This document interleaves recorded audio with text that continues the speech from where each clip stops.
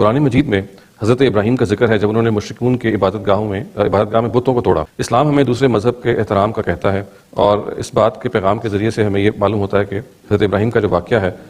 اس میں یہ چیز نظر آتی ہے کہ انہوں نے بتوں کو توڑا. تو یہ بات سمجھ میں نہیں آتی کہ ایک طرف احترام ہے اور ایک طرف بتوں کو توڑا جا رہا ہے. اس میں اصل میں یہ مغالطہ موجود ہے کہ حضرت ابراہیم امریکہ میں آئے تھے، انہوں نے آ کے یہاں غیر مسلموں سے ملاقات کی، پھر ایک دن انہوں نے دیکھا کہ کوئی چرچ توڑ دی. وہ حضرت ابراہیم کا گھر تھا، ان کے والد کا پروہت خانہ تھا، وہ وہیں رہتے تھے، اسی قوم میں پیدا ہوئے، اور انہوں نے جب ان کو صحیح بات معلوم ہوئی تو اپنی قوم کو سمجھانا چاہا، اور سمجھانے کا ایک طریقہ یہ اختیار کیا کہ یہ کن کو پوچھ رہے ہو، یہ تو بالکل بے بس ہے، یہ دیکھو کہ میں نے ان کی گردنیں کاٹ دی ہے اور ان میں سے کوئی میرے سامنے بات بھی نہیں کر سکا. تو یہ ایک قوم کے ایک فرد کا اپنا عمل ہے،